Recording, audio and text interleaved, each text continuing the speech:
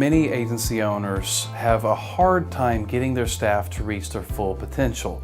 They can talk to their blue in the face about how to sell value and not price, how to overcome objections, but there's something about sending them here to work with Craig, myself, and our team. And this brings you back to what you became an insurance agent for, and that's to protect people. You're making sure that if you're gonna do the job, you're doing it well and right and 100%. I love the environment. Joseph and Craig as well make everything fun, non-judgmental, and very easygoing. Overcoming the way I've been doing it for so long. Used to doing it a certain way and now trying to do it a whole new way. So that was my biggest concern. But I think after learning and just following the process, that's going to be a lot easier now. First of all, you have to have a list of things that you feel like are your weak spots.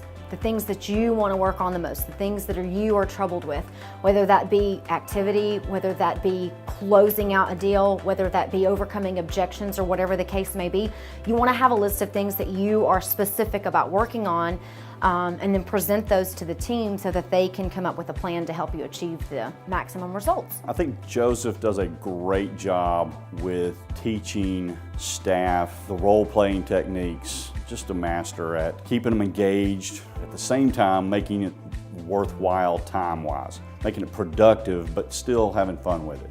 For me, the biggest benefit is that they're there. They're approachable, that you can reach out and that no question is off limits. You know, for me, it was that accessibility. Our agents who are in the grind with them, they're getting told no more than yes. They're having the same challenges with the systems, with the process, all of that stuff. So getting them to come here to let us work directly with them is really a phenomenal way to help grow and develop your team.